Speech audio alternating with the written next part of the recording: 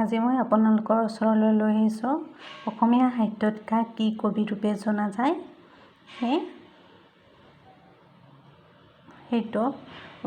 সেইটো জানিবলৈ আপোনালোকে ইয়াৰ মোৰ কৈ দিয়া ভিডিঅ'টো চাই থাকিব আৰু এনেদৰে শুনি যাব ভালদৰে। এতিয়া শুনক, মই এতিয়া আপোনালোকক কৈ দিছোঁ অসমীয়া সাহিত্য বা কাব্যিক জগতত কাক কি কবি ৰূপে জনা যায়, ভালদৰে শুনি লওক।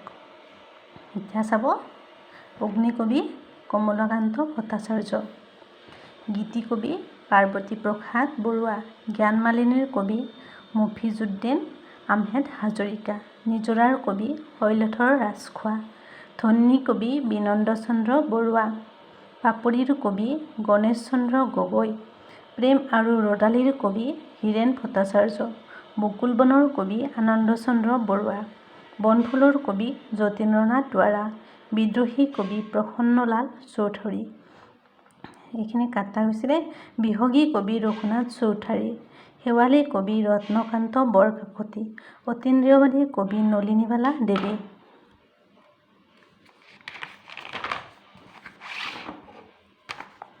তাৰপিছত বাউলী কবি কমলাকান্ত ভট্টাচাৰ্য। এতিয়া আহিছোঁ সাহিত্যিক আৰু শিল্পীসকলক কাক কি ৰূপে জনা যায়। কৰ্মবীৰ নবীন চন্দ্ৰ বৰদলৈ, উপন্যাস সম্ৰাট ৰজনীকান্ত বৰদলৈ, অভিনয়াচাৰ্য ব্ৰজনাথ শৰ্মা, অসম কেশৰী অম্বিকাগিৰি ৰায়চৌধুৰী, কলাগুৰু বিষ্ণুপ্ৰসাদ ৰাভা, গণশিল্পী বিক্ৰমসিং য়েন, জগতগুৰু শ্ৰীমন্ত শংকৰদেৱ, ত্যাগবীৰ হেমচন্দ্ৰ বৰুৱা, দেশভক্ত তৰুণৰাম ফুকন, দেশপ্ৰাণ লক্ষ্মীধৰ শৰ্মা, নটসূৰ্য ফণী শৰ্মা।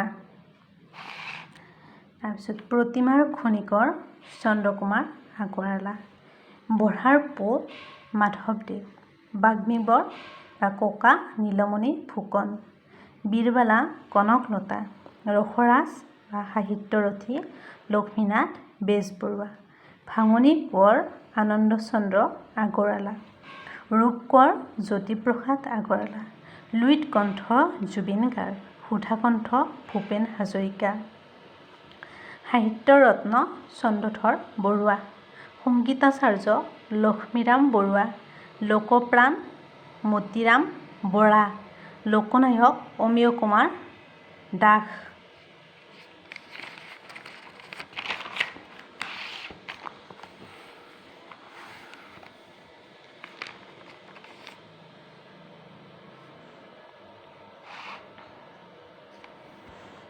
এইখিনি আপোনালোকৰ জেনেৰেল নলেজৰ ভিতৰতো পৰিব আৰু অসমীয়া সাহিত্য জগতত কাব্যিক জগত আৰু সাহিত্য আৰু শিল্পী জগতত কাক কি ৰূপে জনা যায়, এইখিনি আপোনালোকে ভালদৰে চাই ল'ব।